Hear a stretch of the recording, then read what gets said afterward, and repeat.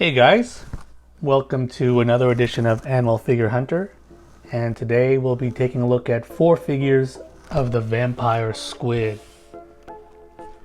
So the first 3 figures we're going to be taking a look at are made by a company called Kyoto. So this one here is a small figure from the Kyoto set called Deep Sea Creatures.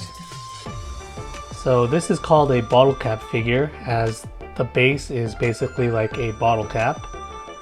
This one here has the name Vampire Squid, and on this side it shows the depth where it can be found, as well as its maximum size, which says here is 30 centimeters. For the depth, it says it can be found between 700 to 1,500 meters, but it has been known to be found a little bit deeper. Some have been recorded to be found between 2,000 to 3,000 meters deep. This figure comes with a peg that's attached to the base, and there's a hole where you can put the figure back onto the peg. And you can pose it in many different angles. So this guy is like in a swimming pose, and its mouth is closed. And the detail is okay. You'll see later that the detail does get better. This figure was made about 20 years ago. And the eyes are correct. They've been found to have blue colored eyes, or sometimes red depending on the reflection of light. And you can see here it's got some other details of the squid, including his 2 ear-like fins at the back.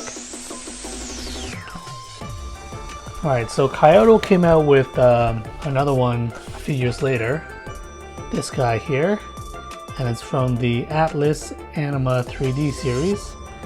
And instead of the the more common name Vampire Squid, it has the scientific name here, or the Latin name, which is Vampiroteuthis infernalis. And this one here, it's kind of cool looking. When you look at it this way, he's upside down, but it kind of looks like he has got a nose and a mouth there. And the color is a lot deeper. It's like a darker shade of kind of like violet or brownish red. So it is the color is accurate, because the colors of the vampire squid does change from a lighter color to a darker color. So this one's got some, it's also a bottle cap figure, and here it's got a hole on the back of his head, and you just plug it in onto this piece that's protruding out of the base. And the details here, I would say this one's, compared to this one, the mouth is open and it's cool. Vampire squids, they have 8 legs, so you can count them off here: 1, 2, 3, 4, 5, 6, 7, 8. And it's a pretty cool figure. But compared to their next one, you can see there's a big difference on this updated one. So this one was actually released about 5 years ago, and this one is more accurate of a vampire squid that you would see when it's moving throughout the ocean. So it's got the Japanese name as well as a scientific name.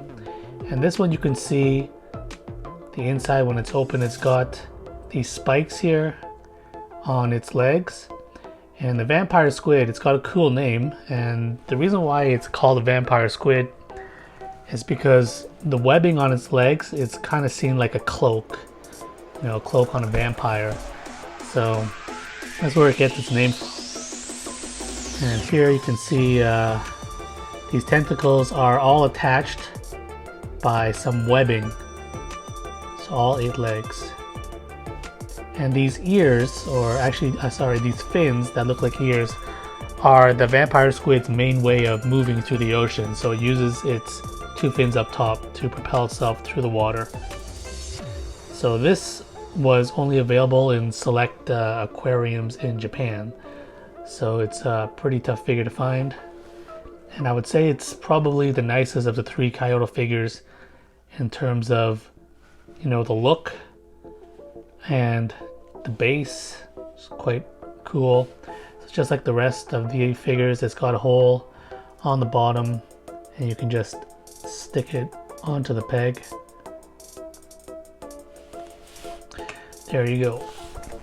And the last one I'm going to be taking a look at is a model made by a company called Agatsuma, and they made a series of figures called Weird and Interesting Animals, and one of them was the vampire squid. So it comes with this base here which has the Japanese name of the vampire squid, and it's similar to the updated Kyoto one where it has, you know, its legs open right here, and the details of these spikes are more pronounced. You can see each spike is actually coming out and you can feel the texture of them, which is a little bit different than the Kyoto one, as the spikes are flat, so you can't really feel any texture there. I mean, there is some texture, but it's not protruding out as much as the Agatsuma one. So this one's kind of like shaped like an umbrella. And what's cool about this one, there's no pegs or anything to stick it on. So I mean, if you like to hold your toys and just you know, give them a little rub down and just get more close to them, I guess this would be the one. So you know, the Kyoto ones are more like models. You want to display this Agatsuma one, you can display it, but the plastic is pretty flexible, so you don't have to worry about it snapping in any places. Like, see these ears here, you can bend them, and same with these pieces here. But if you tried to do that with the Kyoto one, you see there's no flexibility here. If I push too hard, they would definitely snap.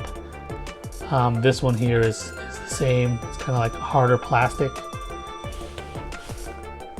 And the same goes for this one.